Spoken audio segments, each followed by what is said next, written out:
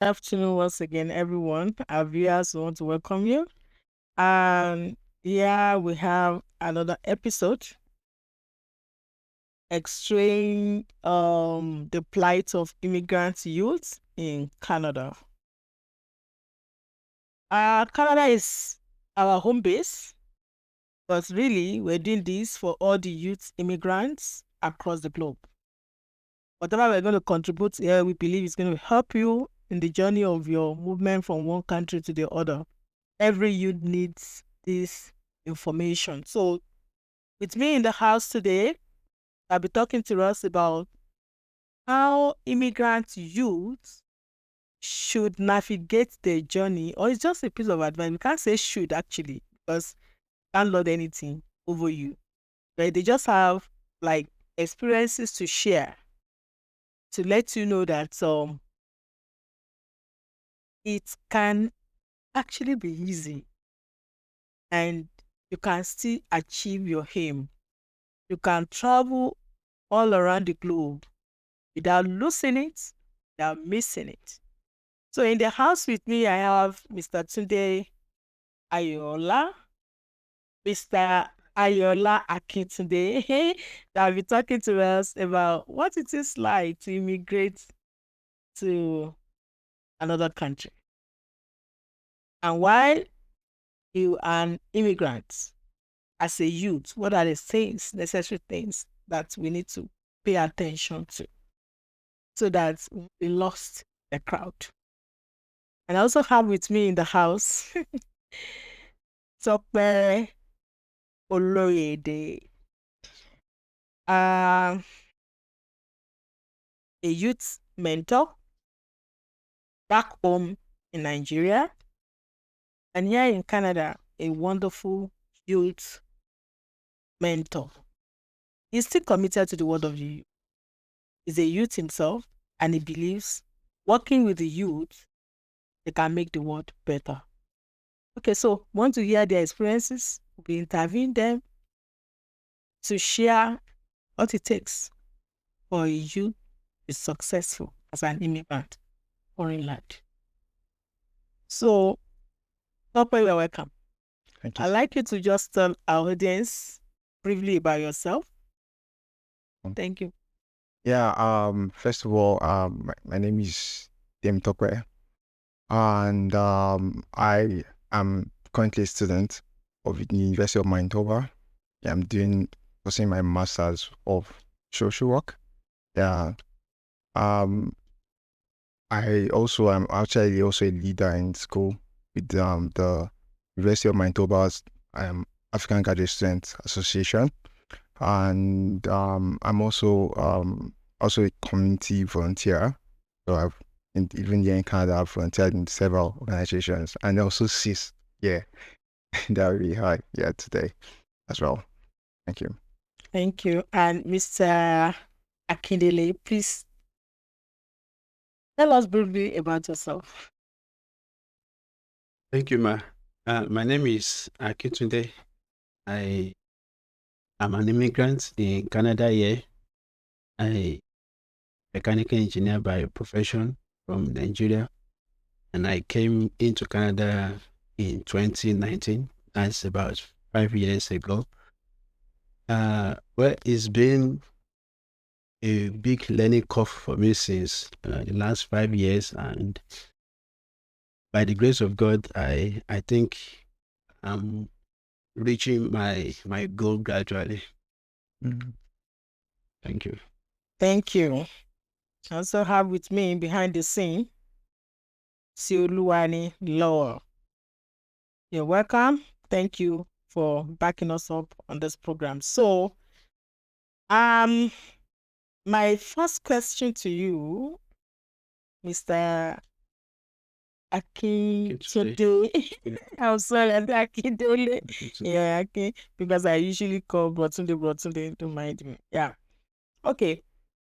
Could you tell us briefly about culture shock? What does it mean? Yeah, how does it affect us as immigrants in a foreign land?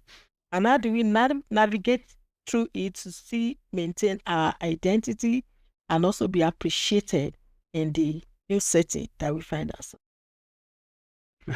Okay, thank you for that question.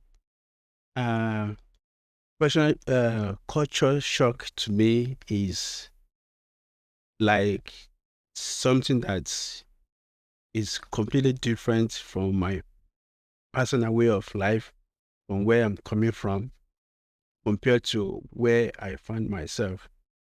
So culture shock is a big thing for almost every immigrant, especially to this part of the world where things are being done differently from where we came from. So it starts from the language, the the way work is being done, the workplaces, the interaction within the city, everywhere, even in the neighborhood, everything is completely different. Uh, for example, in terms of language, there is a way we talk where we come from, and there is a way we talk here in Canada. So it's a big difference. I want to concentrate more about workplace culture. Uh, when I first came, even before I came, I was trying to research on how Canada is. The first thing I got to know then was small talk. Like when you get to a meeting, you don't just jump into a meeting like, okay, we want to discuss this project, and but we first of all talk some things that are seemingly irrelevant.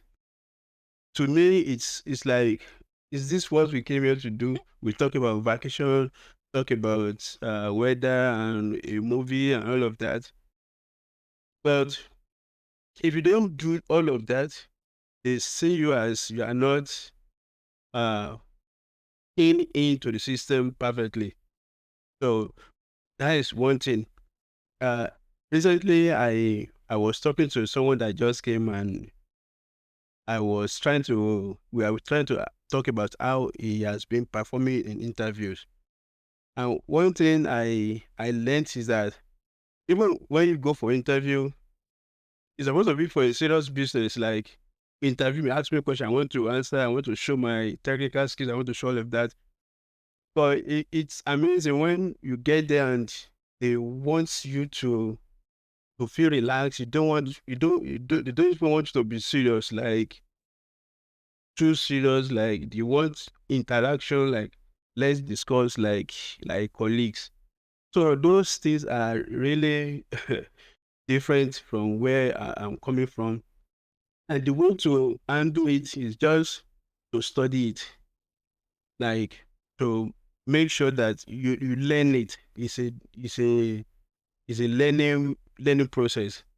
So, like, if I want to go for an interview now, I I first of all talk about something that I know is going to please them, that is going to look to to connect. First of all, connect with them. Let them know that you are on the same page. Then you now start to talk about the real business. So to to the solution is just to learn the way things is being done. That's Hmm. it.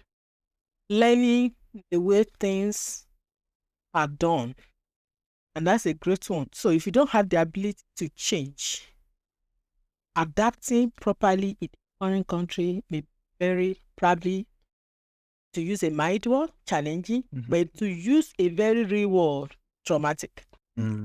So we must be willing to change. And the fact that things are not done the way they are done where we're coming from does not mean things are absurd here. This is just, you are the one coming into a different country.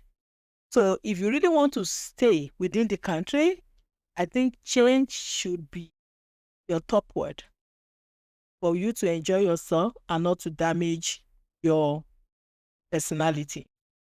And because you need to connect with people, you need to relate with people. So if you want to stay in the culture that you're coming with, permanently in all perspectives, you may have to stay alone.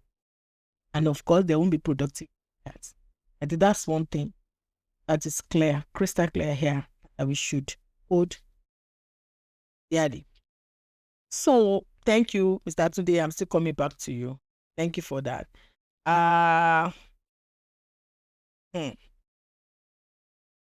For Tope, can I ask, in what ways have your experiences in Canada been influenced by any form of discrimination?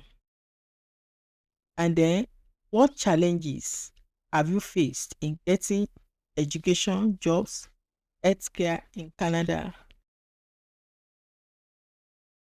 easily?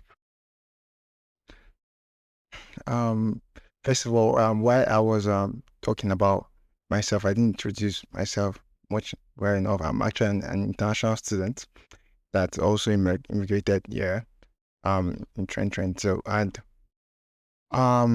spent some years now there. And it's my first year. It's been challenging. When you talked about cultural shock, I experienced that as well. And my eyes was opened because in terms of, you said something about getting something easy. Is there any word like easy for an immigrant? So that I can't say, because as an immigrant, you have to work, you have to prove something to the society that you earned something. You have to work so hard. Your mates are working, let's say your mates that are in class, like I'm talking about white folk, they are working like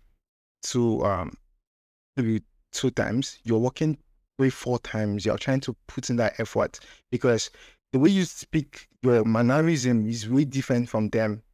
So many of them, they've been here before us, even they've been here before us in terms of presentations. They have been presenting for years since when they're small, little children.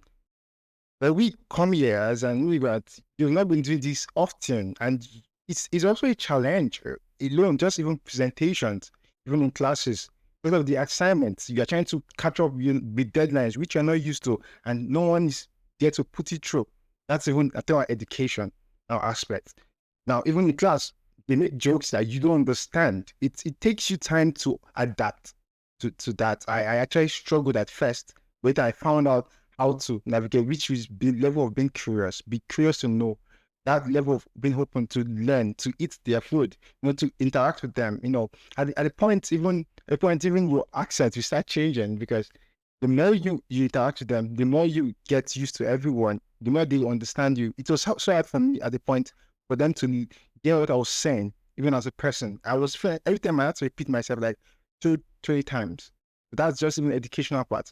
Now, speaking about employment, when I came here, the first month I applied for a job, and I literally remember the company that I went to, gave them my resume, and they looked at it, and they were like surprised of what I've done. And I was like, okay. They're like, and after they interviewed me and asked me about my experience, after like, okay, because it was not even the job I actually deserve. Because let me tell you the truth, as immigrants, we also apply for jobs that we don't.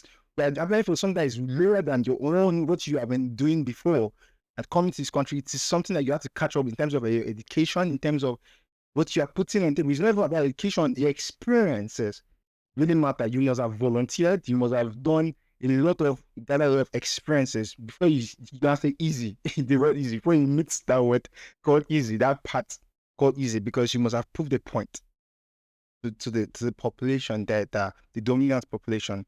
So I would say that in terms of even employment, it was so hard for me to get that job. I didn't get that job.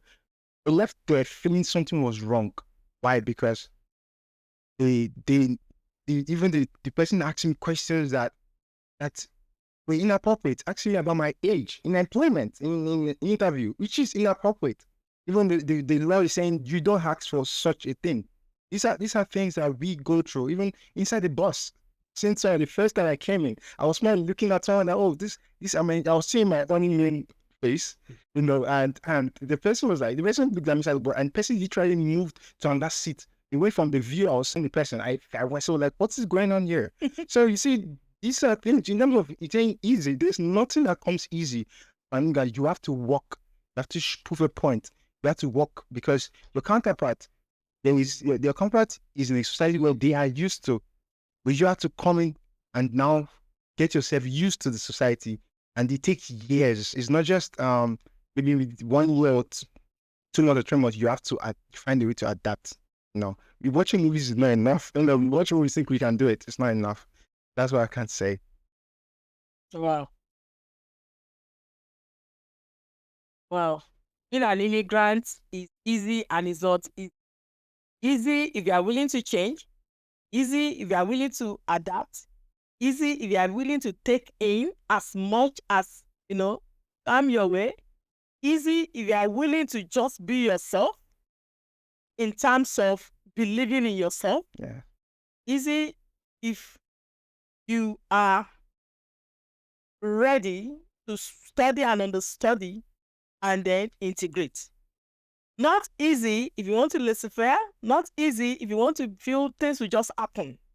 Not easy if you are not self-secured. And not easy if you believe too much in yourself above others and above the system. Okay? So I think this is what Tokwe is trying to tell us, and I really appreciate that because like talking from his own personal experience. Okay. That's a good one, Tokwe. And Mr. Akintunde, if I may ask again, what changes can enhance support for Black African immigrant youth settling in? What changes? Because like listening to the two of us, we're looking like we don't want to get the youth out there scared. That they'll say, they're saying it's not easy, it's not easy. Why not come back home? We're not saying moving to a different country is not an achievement. It is, and it should be desired. But we're saying when you want to move, you need proper information. Yes. And that is what Government Information Empowerment Services is trying to help you with. You need to be prepared. You need to get ready. Okay, now I'm saying this are all said from the perspective of the immigrants. Could we, from all these experiences, say there is something in the system that needs to be looked in? Could we say there is something that you probably need the government or the system to know about what the immigrants are going through? And could there be suggestions that will feel if in the power of the government to do that we can make so that they will look into such in order to make the place habitable, friendly, and normal for immigrants to stay in? Thank you. Yeah, thank you for that. I think governments, let me start with this. This forum we have now, this very good one to communicate to newcomers to understand the new system they just found themselves. So government supporting things like this is a great one, and there are other organizations as well that has been supporting new immigrants to settle down and all of that. So but in terms of what changes that needs to be done is to make this information accessible to people that really need it, and the information should be clear enough for all immigrants to understand how they are going to settle on time. Like Tokwe said, if you are a new immigrant, for you to get something, you need to do multiple times than people that are that are born here or their grandparents were born here. But I think so far so good. Most immigrants have proved themselves to be able to do the job. They have proved themselves in different circumstances that they are competent. But the system does not want to agree to that. They still want you to do extra things. Like, so my advice or a recommendation for the government is to make sure that when people are applying for jobs, they are applying for scholarship and every other societal benefits. They don't need to verify, like, I want to test these people, like, are they competent or not.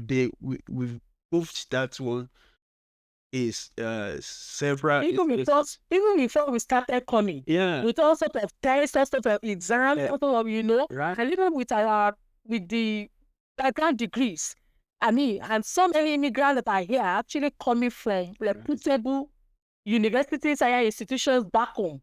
So, even if you are going to verify, that can kind of complement what you're saying, verify in such a way that will not be intimidating. Exactly. And let there be a leverage. Exactly. I think, I don't know, I mean, just like Yeah, you are right. That's where I'm actually going. Like, if looking at immigrants generally, the point is that it is the best people in different countries that are actually moving to this place. Wow. So, having that in mind, we should not be deprived of any opportunity, like to get anything, to reach any position or to get promotion. Government is trying to make sure that there is, they call it inclusivity. They want the workplaces to be inclusive. But so far, the way I'm looking at it, they are doing that. That is very great. But when a people of color, they are employed in a workplace, sometimes it looks like these people are not qualified, but we just want it to include them. So even though they have possibility to work in those workplaces, they still find it difficult to be appreciated the way they are. So there should be a way of making sure that these people, they are good. We can trust them with different positions, different duties, responsibilities. We can do it. The last point I wanted to make is that there is this all these professional exams. It's ridiculous that a doctor will have done several exams, series of exams, like 2, 3, or 4. They read these exams in English. They attended classes in English. The exam is in English. After they pass the exam, they tell them to go and write IELTS. Well, I don't know what does that mean. So, even people that are passing IELTS, they are not. I don't think their English is so competent enough to grab the information they pass through during this examination training and all of that. So to me, that thing also applies to pharmacy. If you are a pharmacist, after you pass all the exams, you still have to go and write English. It's ridiculous. Well, do they still need to prove that they can speak English? So those are the things that I think government should make sure that getting fully integrated to the system should not be this challenging. These are things that should be looked into. Thank you. You made a very strong point. For somebody to be called a professional, it means the person has had the knowledge of the technicalities that job entails.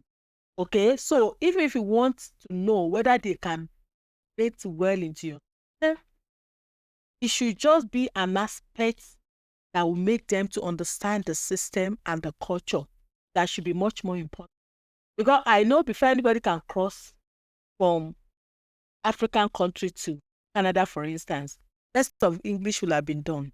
And before you finished your own university and then you process coming here, you must have passed through your learning process with English knowledge. So I probably, from what I've said, what I can probably deduce is that even if you want people to go through test of knowledge in English, let it be probably people coming from a English non-speaking countries. Right. Not people that have gone through universities that are English speaking in its entirety, and then they're coming from English speaking background. I think I'm hearing this like a shocking thing, and we need to really investigate, look into it, and make our recommendation in our resource guide.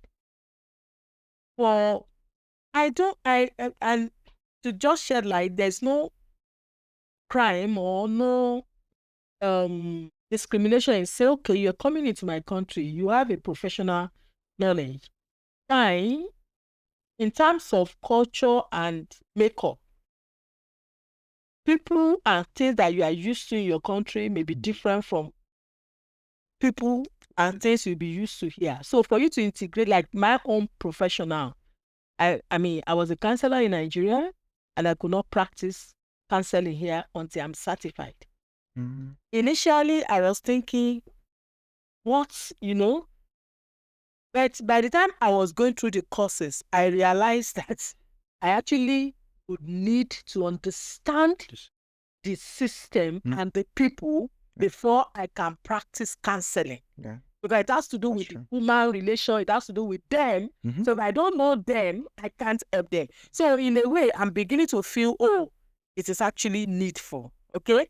But I think we need to get to specificity of what it exactly that we need from these people coming, and what should we ask of them to do to make them more resourceful and productive to the system. A very strong point, and I want to believe it's something that we should start thinking about and we should be projecting until it gets to the right table. Thank you, Mr. Akitude. I appreciate that. And therefore, Dr. If I may ask, what community organizations or initiatives in Canada have positively impacted you and your experience so far? Because like you had your challenges when you came. So, and I'm guessing you're getting stabled by what we've just said. Do you find organizations helping you? What are they and what did they do? And what more will you want, the government to do or some organizations to do? And what kind of organizations will you want to do that in order to make staying here more,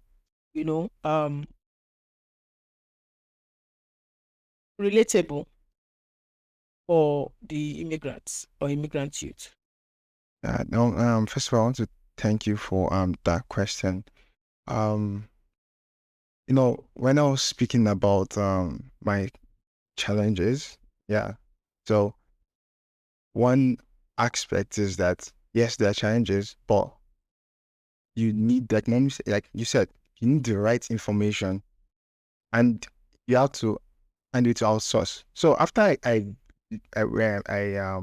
went for that interview, I came out, I felt what's going on, and I got to know about Manitoba Stat, there's here in Winnipeg, which has to do employment, helping people in general to understand the work system, how to write resume. So that was what helped me to sit down to understand, okay, what did I say?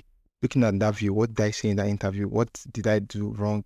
So I didn't just go back and say, oh, they said this, but I sat down to say, what can I work on myself? How can I be better? So, and that's why I said that part of you have to do times two comes in. How can I be better? Is you looking for the best in yourself as an immigrant. So, and one even in terms of mental health, because I do a lot of community work here. this organization called Aurora Family Therapy. They work with immigrants and in terms of mental health services, which has been helpful to so many people.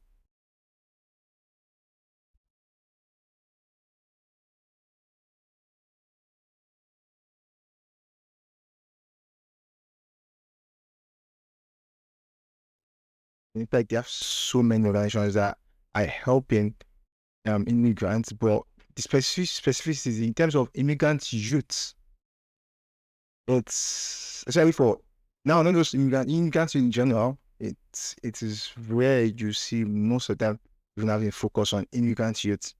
I say, but I read from Therapy Center now, for example, they have some programs related to immigrant youth, but many of them also, there are no organizations that are working towards for international students. And when you're calculating looking at population in general, you see that when you say Black immigrant youth, international students are also part of Black immigrant youth according to articles, according to statistics. Yes, that I checked off last. And so if you are creating organizations and giving programs, they should be included in all these organizations too. So what I would love the government to do is that, because immigrant youths they're not just young adults, or actually international students, they're not just young adults, that they're like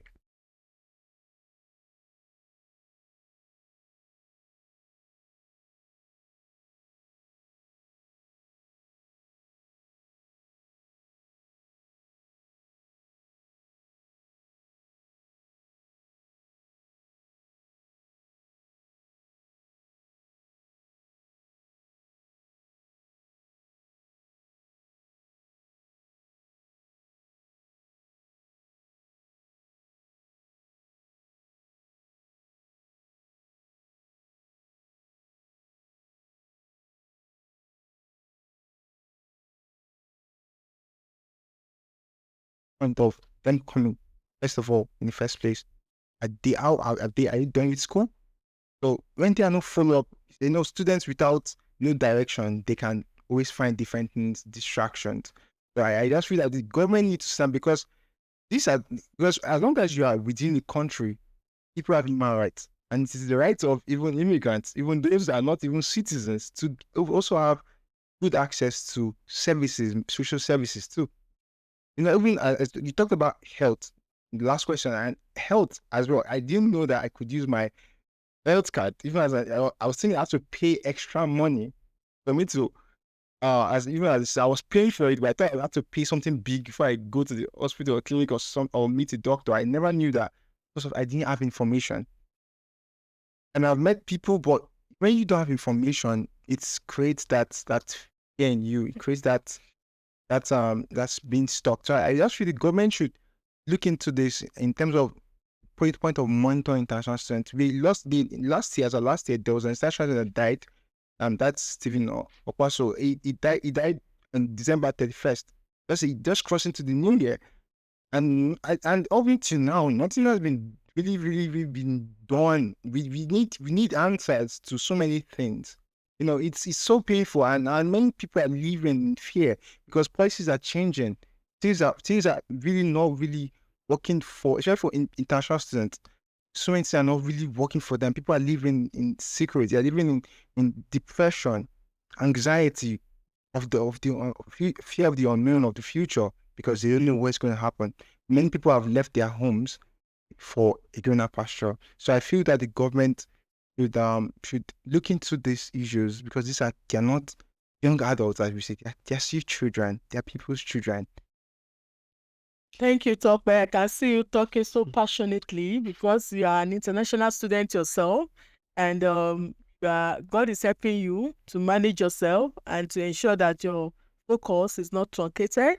I really appreciate that. And from what you said, if I can just bring, all of them, like the summary, what Tope is trying to say is that Canada government is trying for all the immigrants, for allowing us access to be in the country.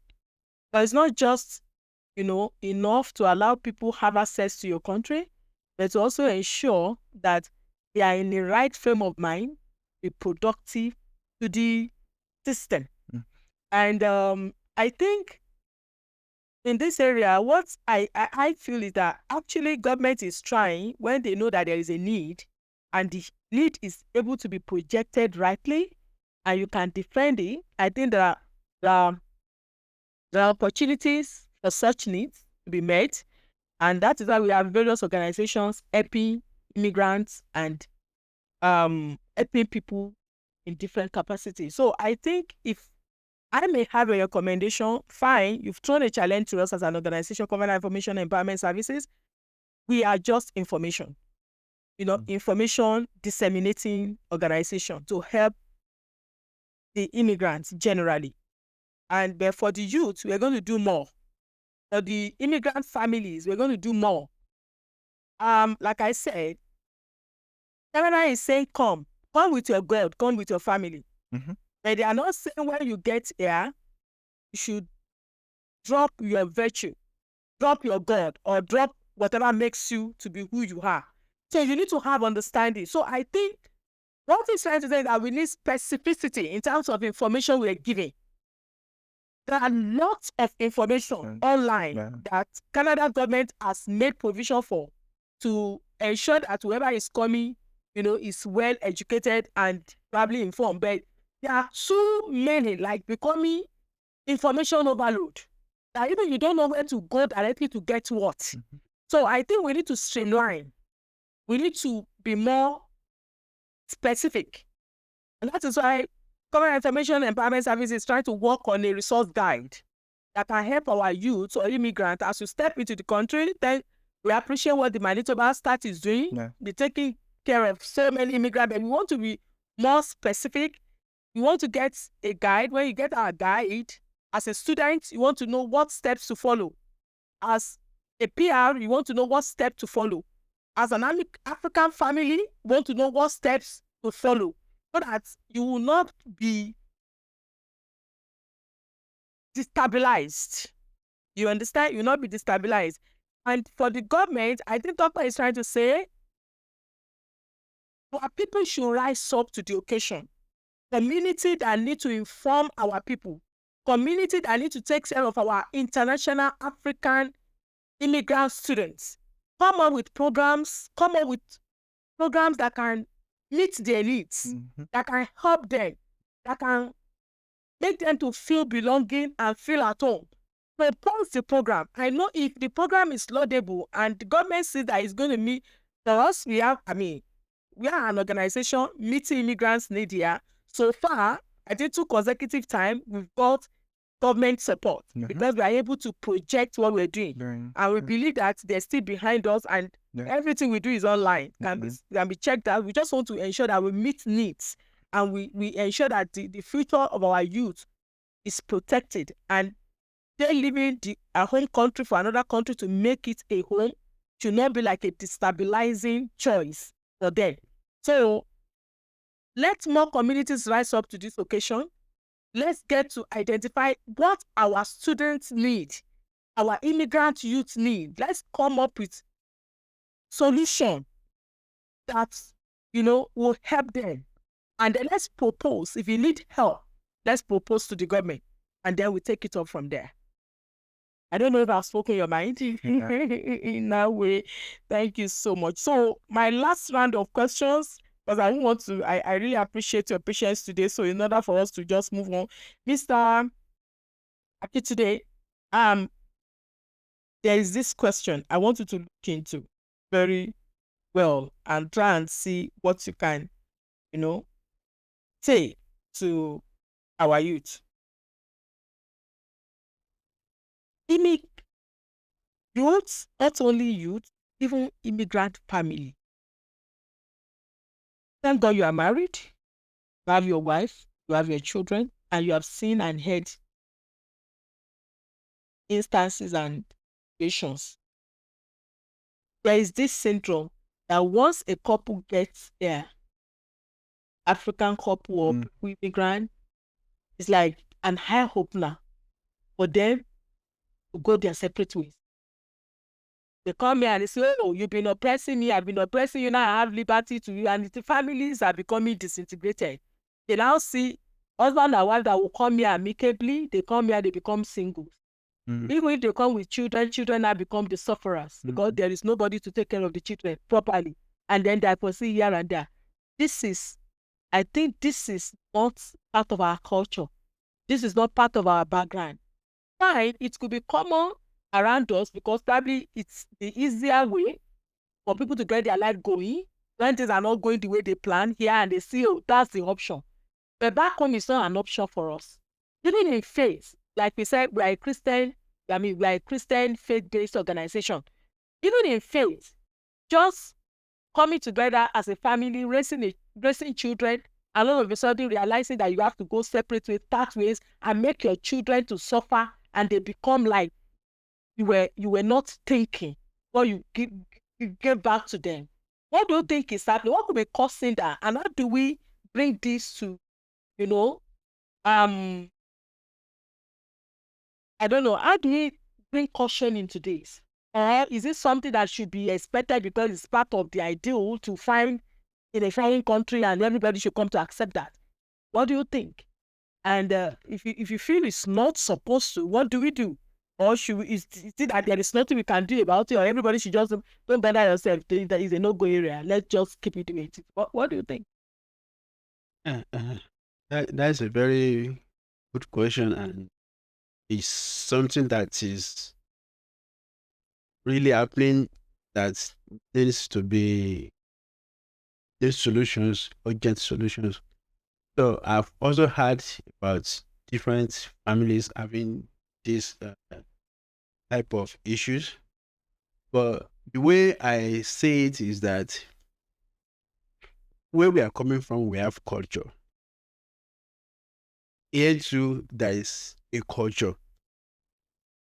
I think we should be at an advantage combining our own culture from where we are coming from, the culture of respect, the culture of family, community, child raising, and all of that. And coming here, we have another culture, not a bad culture. Like, for example, in Africa, there are some cases where either of the spouse is being abused. It's not permitted here. So, bringing our own culture from where we are coming from, combining it with how things are supposed to be naturally, should be beneficial to families. For example, if there is a family coming from outside of Canada and maybe the husband or the wife is abusive, when they come here, knowing the culture they find themselves, it should force either of them to drop this abusive behavior, and that should in turn make the family more habitable for everyone, for the children, for the spouse. But it's different from the situation. So my suggestion is that when people come, just drop your culture from what you are bringing. Those are rich, good cultures. But when you get there, if you see some things that might be part of your culture or part of your behavior that is not accepted here, it's something you should embrace so that you have the good of both cultures that is going to support the family. Another major reason why I think families are having problems here is the family responsibility. I'm from Nigeria. The culture is that the husband should provide virtually everything for the family. The wife might support, but the whole financial responsibility is on the husband. The same way wife, the house chore and all of that is assumed to be basic responsibility of the wife. But coming here with other culture and other things around us, those things cannot be continued here. So most of the families that are having problem, I've had a lot of them happen in Canada here, many in the UK. Most of those families that are having those issues, they they believe like house chores is for women, financial responsibilities they are for husbands. But here it's not going to be possible. A wife cannot come here and say, I'm holding on to all my money, I'm not going to support the family. The wife or the husband cannot come here and say, the house chore is for the wife. I can't wash plate, I can't cook, I can't bath the children, I can't do all of this. So that is another major problem that is really causing divorce and disagreement, breaking of homes and all of that. So my like for the first situation is let's adapt positively. Things that we are doing that we are used to that it's not good, it's not the best way of life, is an opportunity for us. People that are back home, they might still have opportunity to hold on to those negative behaviors. But for us to be here, it should even refine our family to make sure that we jettison things that are not supposed to be practiced, and embrace the family. And another thing that I think should help families is somewhere outside this place, the the weather is good throughout the year, but like in this, we are in the winter now. After you leave work, you don't have anywhere to go. You come home and stay with your family. So we have opportunity to even spend more time with the children, with the wife here than it is in where we are coming from. So these are the benefits. Though the cold weather is not an ideal situation, but we should harness those opportunities to Turn it positive. turn it into advantage for the family. So I encourage all couples, they should the culture here is good. The culture they are breaking is also good, but they should do some you say fit tight. Yeah. The ones that you think they are not in the best interest of the family, let's drop them. The ones that we think, I didn't know this is how it should be, but I think this is great. Let's embrace those things and combine the two together to make sure the family is flourishing as it should be. Thank you. I said that this is a Christian-based, faith-based organization. I think this is a crucial aspect for families. And like Mr. Akitude said, let's balance things. Let's be willing. I don't know if I'm speaking your mind. Let's embrace change. There is no any permanent job or responsibility for anybody in the family. It is our collective responsibility to ensure that we make the best of our family, particularly in the interest of our children. Where we quickly embrace divorce, we quickly embrace separation, we quickly embrace, cohabitation, I don't know what sort of names they give to it. I see it as, let's look at it. I hope we are not being selfish, particularly where children are involved. These innocent children that we're bringing into the world, back home in Africa, we care for children. We love children. We sacrifice for our children. We look forward to the good future for our children. Even when people are suffering, which I don't support, they look at their children and they say, okay, for my children, what it? Okay? Sure. And in return, children come back to pay. If you want to make a decision, I want us to look at it that we are very objective. Ask ourselves this question. Am I making this decision for my selfish interest? Am I considering my spouse? Am I considering my children? Because children may be young now. They are watching, they're looking. The repercussion of most things that Africans do when you find yourself outside the country It's always at the old age. Old age, loneliness is not what you want to experience. So before we make the decision of just breaking apart, let us think deeply and seek counsel where necessary. Seek counsel where necessary. I know all we want is peace, the best, rest for ourselves in the midst of turbulence. But that peace is not just solely rested in separation, just not fully solely rested in divorce. There could be a way around it. Let's consider it. Thank you. Finally, for Tokpe, what tips will you give young immigrants finding it hard to adjust in Canada? Yeah, that question, I love the question so much. The thing is, as with young immigrants, what I can say is be open and be curious. Because as much as there's a lot going on in the system, this system is still good. There is more that the system can still give. Yes, that's what I've been trying to say. There's more that the system can still give. But the system, there are so many things that the system has to still offer. It has given to, even to me.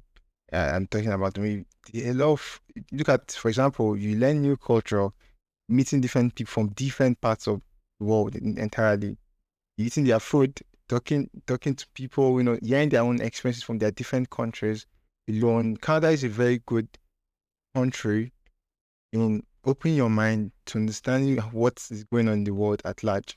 So, and everywhere you go, the most important thing you should know is be open. Don't be stuck to only that rigid tradition or culture you have been used to before. When you're coming from a country, be open to learn, be open to unlearn, and be open in relearning some things. It's so important you to unlearn, To learn, to learn, and and relearn. It's just those things are so important, and that's curiosity. Be curious. I want to know this thing. I want to know how they do this. From there, you know culture. From there, you know different things. Because Canada is full with different cultures. The system, where also I see it and also take it as a point of you are privileged to be here. So when you like gratitude is so important, and that's what keeps you driving. Be privileged that you are here in a country that is working. Because you have light, you have everything that you're looking for. The same it's working. Just that you need to find good resources, information. That's what I was saying. And the system can offer a lot of things more better, but the system is working. So gratitude is so important. And also, there's a part that I will say also is that also take care of yourself. Like coming to this country, you don't know how to you have always doing a lot of things, or even the academics alone stressful. It can make you to be stressed out. So also work or other things. So you need to also find a point for your well-being. So important. Find time to rest, time to eat good food, time to do good and very good. It's good, and that shows that you are living in a country that is working. Because food is a basic need for people and everyone. As long as you're in such a country like Canada, you have access to food no matter what. No matter what. So, and one thing I will say is you will rarely see a black immigrant that or youth that is out there on the street, like even a black immigrant in general on the streets in terms of being homeless. You rarely see. People are going through a lot in terms of paying off rent, but you rarely see people out there on the street being homeless. It's them because there's a communal bond and love, and the community organizations can do better, but they can do better. But there is you as immigrant youth, we need to associate with these communities. Like I said, I'm one of the leaders in the African Graduate Student Association. We're trying to do a lot in terms of helping students. They're Africans, so that communal bond and love is so important. Go for events. Be open. You don't know who is going to help you there to get your internship or to get that's information you need to be successful. So these are things that I can just give us. Yeah. Thank you, Tokman. In wrapping up this session, there are just three things I want to quickly, make mention of. Mr. Akintunde talked about finding ourselves in an inclusive setting in society. But he said something that was really striking, that inclusivity could be seen from two perspectives. Is it that we are being brought here to just like being added to the system, and then like we're just including us, and so we're just being added to the system, and our students, international students, the immigrant, the PR, candidates are they just being given the opportunity to just be added and be included in the system for the purpose of doing that? Or we are giving room for diversity to say, okay, these people are also useful, relevant, they can be productive and resourceful to the system. We give them opportunity to come in and contribute their quota, and are we creating the platform to really make them express their best? Or they are still coming to be confined as if they are not coming with anything. So we need to look at that, in as a kind of worldview thing. The inclusivity, the diversity. What is our intention about it? And I think we need to get it straight to everybody to say the diversity we are talking about, the inclusive society that we're talking about. It's a setting that embraces everybody to be at their best, who you should be. Is a system that gives encouragement to make everybody, have equal opportunity to rise and attain purpose. So we need to look into it. It's like becoming a real subject matter, to the immigrant world. So we really need to look into it. And Papa said gratitude. And that's like, gratitude, thank you for mentioning that. He said the way to show gratitude for you, international students, immigrant youth, whoever has a PR or you're a citizen, is to be productive, is to be resourceful, is to be successful. An attitude of gratitude is that you are good to yourself. You are good to your parents that have sponsored you, that have seen it, good enough to encourage you to move to another country to better your life. So you don't come here to now abuse all those opportunities and become something else that they are not proud of. Gratitude is you making the real essence of your life, of yourself, by becoming the actual person that God, your maker, your creator, has intended for you. So you don't come here to start like living life anyhow until you now put your life on the line. You put your life in danger. Gratitude is also being able to take care of yourself, to be healthy enough, to be sensible enough, to be mentally, balanced and well enough in order to be good to yourself and to be good to humanity. And I mean, the way to say I'm grateful is when you are really able to make the best of all opportunities given to you in a positive way. Thank you, Tokbe. Thank you, Mr. Akintunde.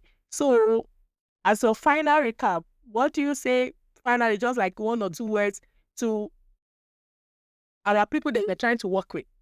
And before I give you that final opportunity, I need to let you know, watch out for our media program that will be coming up, taking effect from next year. Monthly production. We'll be talking more about immigrants. We're talking more about international students. We're bringing stuff that will help you as international students to know that you're not alone. We have a series that will be coming up, headed by a dynamite lady, Chimdi. We'll be talking to you what you need to do as an international student to make it through, what you need to know in your international schools, and how you need to carry yourself in order not to be a victim of circumstances. You can't just, miss the session. So we will let you know. Look out, watch out for it, okay? And for sis, we are here to let you know anything that will guide you, any information that will help you, even the counseling. Our counseling program is being put together. You are not alone. You can talk to us. We may not have all the answers, but we can lead you to the answers. Thank you so much. So your final word for us, for the youth, your final word for us, for the youth out there. Topper first. I would say that number one, be be motivated, be motivated, be audacious. See, fear will come, but taking steps, even in the midst of fear, is needed. Just need to take that bold step. Be motivated. You know your goal. You know your vision. Keep pushing at it. Keep focusing on it, and you get there. And last thing I'll say is that I used to tell myself, once I stop, failing to being curious, then I start dying. That's in terms of learning. You must keep as an immigrant, even till when you get to the system, you're not feeling immigrated yet. You still have to keep learning and being curious. So that point of curiosity, that point of learning, be open is still needed. Even when you become established, you still have to keep learning. Because a man that stops learning, that's dying.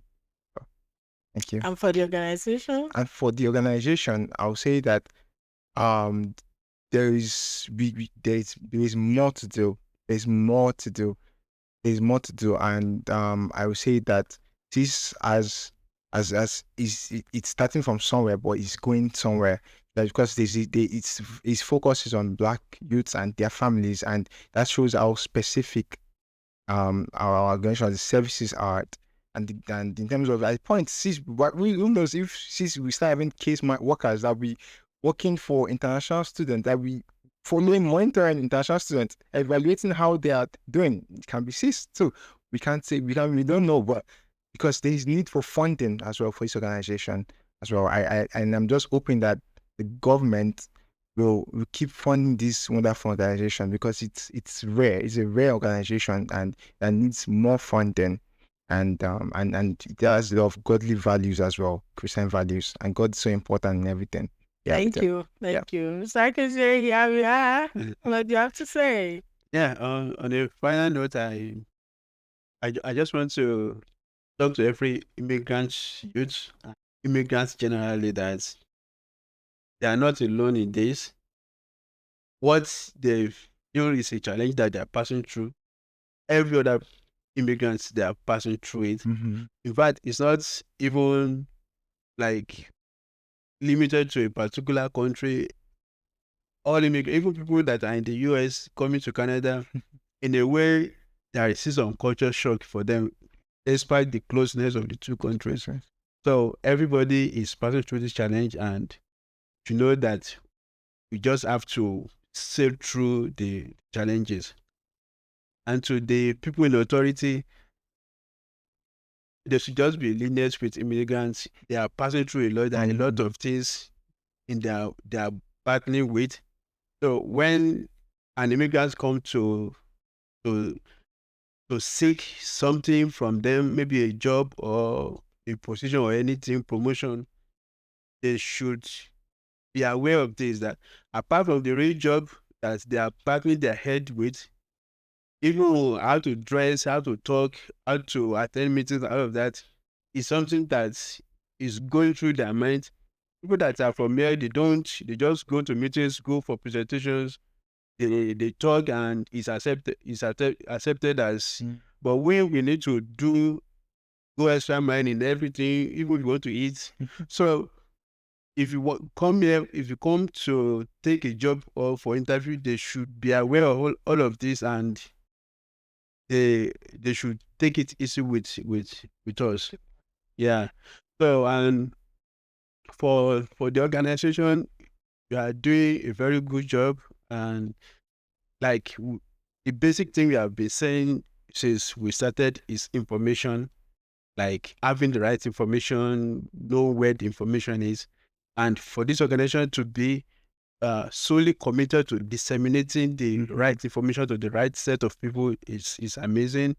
So I believe it is something that we should still do more to make sure that people have access to resources as at when it is needed. Not that if I had known that I wouldn't have passed through this stress. So the right information to the right people at the right time is what is going to help everybody to stabilize and be able to integrate into the system. Thank you so much for the encouragement and the challenge that you should know that we have a lot to do. And thank you, Tokman, for the comment of making the world know that we're focused and we have actually our target audience. But I also need to emphasize this, that I will also see us, Governor Information Empowerment Service, as bridging the gap. We are an organization that is trying to bridge the gap. People are coming from a different country. People are in this country. So for us to end up being a productive country, a resourceful country, we must have a way of working together without being a threat to one another. And we must have, our being together as a source of, inspiration, a channel of accomplishment, and a place of pride. And as a matter of fact, it must be a place for all of us, both the people that are here and the incoming, that is our home. Our new country that we've all migrated to is our home. So we need to know how to work together. So we want to get to a level whereby there is no disparity, there is no favoritism, there is no prejudices, so why CIS is existing is to ensure that we have a community, we have a society, we have a country that all of us can call our own, because we know how to work together, how to relate together, and how to see ourselves as a family working out the cause of the good of our nation. Thank you. Watch out for our next episode. Bye. I want to say thank you for coming around today. Tokwe, thank you, Mr. Akitide. Thank you. Your being here has been a real blessing. Thank you for your time. We appreciate you. And